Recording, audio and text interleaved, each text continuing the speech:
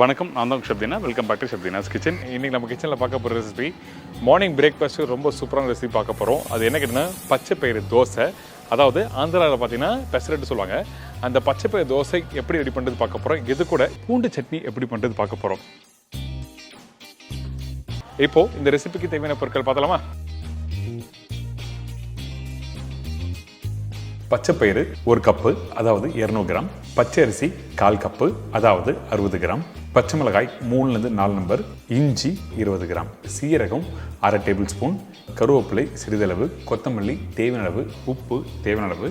நெய் சமைக்கிறதுக்கு தேவையான அளவு. இதுதாங்க இந்த ரெசிபிக்கு தேவையான பொருட்கள்.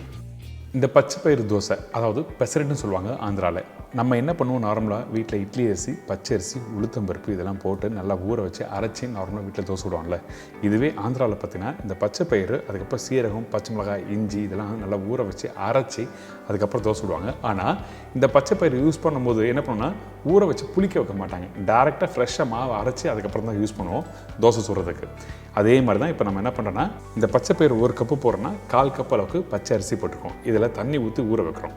ஊற வைக்கிற பக்கம் என்ன கேட்டிங்கன்னா, குறைஞ்சபட்சம் 5லேருந்து 6 மணி நேரம் நல்லா ஊறட்டும். அப்போ தான் அரைக்கும் போது ஈஸியாக அரையும் மிக்சியில். இப்போ நல்லா வடிகட்டி எடுத்து வச்சுருக்கேன்ல, இந்த இடத்துல காரத்துக்கு ஏற்ற மாதிரி 3லேருந்து 4 பச்சை மிளகாய், இஞ்சி, கொத்தமல்லி, கருவேப்பிலை, சீரகம்.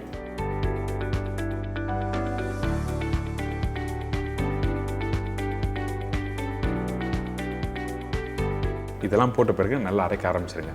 அரைக்கும் போது கூட உப்பு போடலாம், இல்லை அரைச்ச பிறகு கூட உப்பு போடலாம். சரிங்களா? இப்போ அரைக்க ஆரம்பிக்கணும். இந்த மிக்ஸி ஜாரில் அரைக்கும் போது எந்த அளவுக்கு பக்குவமாக அரைக்கணும்னு கேட்டிங்கன்னா, கொஞ்சமாக தண்ணி ஊற்றி அரைக்க ஆரம்பிங்க. அதே டைமில் நல்லா ஃபைன் பேஸ்ட்டாக அரைச்சிடணும். நீங்கள் நார்மலாக வீட்டில் இட்லி தோசைக்கு அரைப்பீங்க பார்த்தீங்களா, அதே மாதிரி பக்குவத்தில் அரைச்சிருங்க. ஆனால் அரைக்கும் போது இந்த பேட்டர் பார்த்தீங்கன்னா கொஞ்சம் திக்காக இருந்தால் தோசை சுடுறதுக்கு வந்து கிறிஸ்பியாக வரும். இல்லை கொஞ்சம் தண்ணி ஆயிடுச்சுன்னா கரெக்டான பக்குவத்தில் கொடுக்காது. அதனால் இந்த மாதிரி பக்குவத்துக்கு கரெக்டாக நீங்கள் அரைச்சி எடுத்துருங்க. பார்த்தீங்களா, ஃபைன் பேஸ்ட்டாக அரைச்சிருக்கோம்ல, இந்த மாதிரி தான் அரைச்சிருக்கணும். மார்னிங் பிரேக்ஃபாஸ்ட்டுக்கு வந்து ரொம்ப ஒரு ஹெல்த்தியான ரெசிபி. நீங்கள் வீட்டில் சட்டுன்னு நீங்கள் பண்ணலாம். ஒரு நாளுக்கு முன்னாடி வந்து இந்த மாதிரி பச்சை பயிரும் பச்சை அரிசியும் ஊற வச்சுட்டு மறுநாள் காலை அரைச்சி வீட்டில் இருக்க குழந்தைங்களுக்கோ இல்லை பெரியவங்களுக்கோ தோசை சுட்டு கொடுத்தீங்கன்னா ரொம்ப விரும்பி சாப்பிட்டு போவாங்க. இதுக்கப்புறம் இந்த அரைச்ச மாவில் தேவையான உப்பு போட்டு நல்லா மிக்ஸ் பண்ணுறோம்.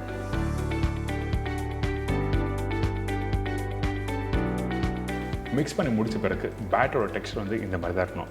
இந்த அளவுக்கு திக்காக இருந்தால் தான் தோசைக்கல்லை ஊற்றி அதுக்கப்புறம் கிறிஸ்பியாக நீங்கள் சுட்டு எடுக்க முடியும். அடுத்தது தோசைக்கல் வந்து சீசனிங் பண்ணணும். கொஞ்சோண்டு ஆயில், கொஞ்சம் வெங்காயம் போட்டு நல்லா தேய்ச்சிங்கன்னா அந்த கல் ப்ராப்பராக சீசனிங் ஆகிடும். அதுக்கப்புறம் நம்ம என்ன பண்ணுறோம், ஒரு கரண்டி மாவு எடுத்து அழகாக ஊற்றி நல்லா கிறிஸ்பியாக எடுத்திங்கன்னா சூப்பரான பச்சை பயிறு தோசை ரெடி. பார்த்தீங்களா? இந்த இடத்துல நீங்கள் டாப்பிங் நீங்கள் விருப்பப்பட்டால் போடலாம். அதாவது டாப்பிங்னா எந்த மாதிரி டாப்பிங் கேட்டிங்கன்னா, வெங்காயம், பச்சை மிளகாய், இஞ்சி இந்த மாதிரி நல்லா பொடிசாக கட் பண்ணிவிட்டு அந்த வெங்காயத்தை கொஞ்சம் வதக்கிட்டு அதுக்கப்புறம் வந்து இந்த மாவில் மேலே டாப்பிங்கை போட்டு சாப்பிட்டீங்கன்னா ரொம்ப சூப்பராக இருக்கும்.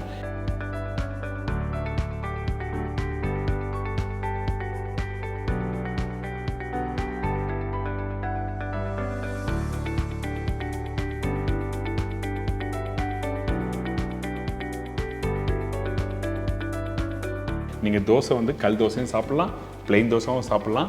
ஆந்திராவில் பார்த்தீங்கன்னா பர்டிகுலராக வந்து இந்த மாதிரி ரெசிபிக்கு வந்து கொஞ்சம் உப்புமா உள்ள ஸ்டஃபிங் வச்சு அதுக்கப்புறம் தருவாங்க. அப்படிலாம் இஞ்சி சட்னியும் தொட்டு சாப்பிட்லாம். இந்த மாதிரி பல வகையான சட்னியோ இல்லை டாப்பிங்ஸோ போட்டு சாப்பிட்டீங்கன்னா ரொம்ப நல்லாயிருக்கும். ஆனால் இன்றைக்கி நம்ம பார்க்க போகிறது இந்த மாதிரி பச்சை பயிறு தோசை தொட்டு சாப்பிட்றதுக்கு சின்ன வெங்காயம் சட்னி எப்படி ரெடி பண்ணுறது பார்க்க போகிறோம். ரொம்ப சூப்பராக இருக்கும்.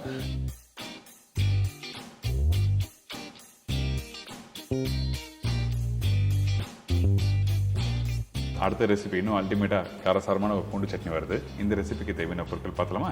பூண்டு சட்னிக்கு தேவையான பொருட்கள்: பூண்டு 100 கிராம், காய்ந்த மிளகாய் 12லேருந்து 15 நம்பர், புளி ஒரு சின்ன துண்டு, உளுத்தம்பருப்பு 2லேருந்து 3 டேபிள் ஸ்பூன், கடுகு தாளிப்புக்கு தேவையான அளவு, கருவேப்பிலை தேவையான அளவு, சால்ட் டு டேஸ்ட், நெல்லெண்ணெய் சமைக்கிறதுக்கு தேவையான அளவு. இதுதாங்க இந்த பூண்டு சட்னிக்கு தேவையான பொருட்கள். இந்த பூண்டு சட்னி பண்ணுறதுக்கு ஃபஸ்ட்டு நம்ம என்ன பண்ணுறோன்னா, நம்மக்கிட்ட இருக்க அந்த பூண்டும் காஞ்ச மிளகாய் இதெல்லாம் போட்டு நல்லா அரைக்க போகிறோம். இந்த பூண்டு உரிச்சு தான் போடணும் அவசியம்லாம் இல்லை. ஒரு சின்ன குவான்டிட்டி பண்ணுறேன்னா உரிச்சு போடலாம். கொஞ்சம் அதிகமான குவான்டிட்டி பண்ணுறேன்னா அந்த டைமில் தோல் உரிக்காத பூண்டு போட்டு நீங்கள் அரைக்க ஆரம்பிக்கலாம். அதே டைமில் கொஞ்சம் உப்பு, கொஞ்சம் தண்ணி ஊற்றி நல்லா அரைக்க ஆரம்பிச்சிருங்க.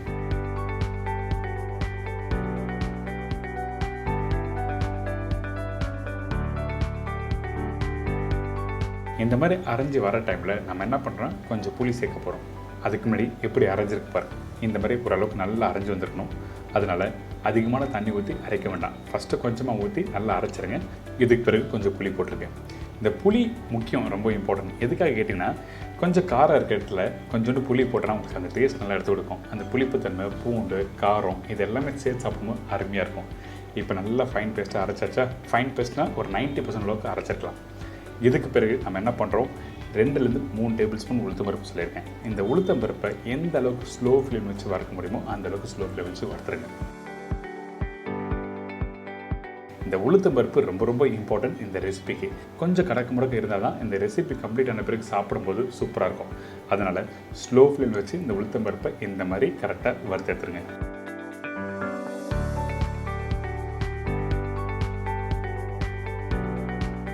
இதுக்கு பிறகு நம்ம என்ன பண்ணுறோம், இதை அரைக்க போகிறோம். அரைக்கிற பக்குவம் என்ன கேட்டிங்கன்னா, கரெக்டாக ஒரு 80 to 90% அளவுக்கு அரைச்சிக்கணும். ஃபைன் பவுடரை அரைச்சிருக்கக்கூடாது. ஃபைன் பவுடரை அரைச்சின்னா சாப்பிடும்போது மாவு மாதிரி போய்டும். அதனால் கொஞ்சம் குறைன்னு இருக்கணும்.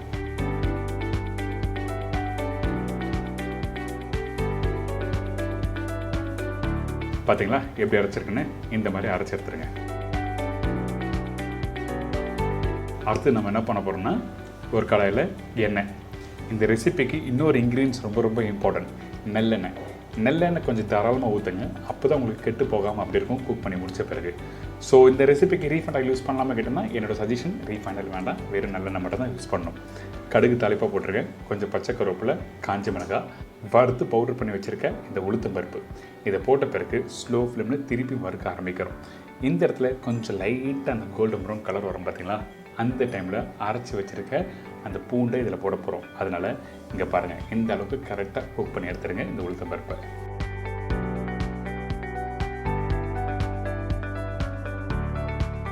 இப்போ நம்ம என்ன பண்ணுறோம், அரைச்சி வச்சுருக்க அந்த பூண்டு, காஞ்ச மிளகாய், புளி இது எல்லாத்தையும் ஒன்றா போட்டு நல்லா மிக்ஸ் பண்ணுங்கள்.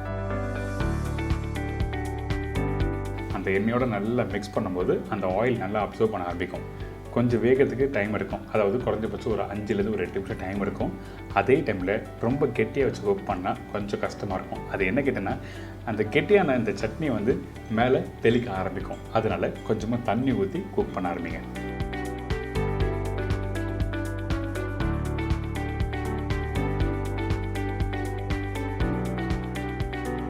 நல்லா வெந்து வர டைமில் அந்த ஆயில் மேலே வருதுன்னா அப்போ ஆல்மோஸ்ட் ரெடி ஆகிடுச்சுன்னு அர்த்தம்.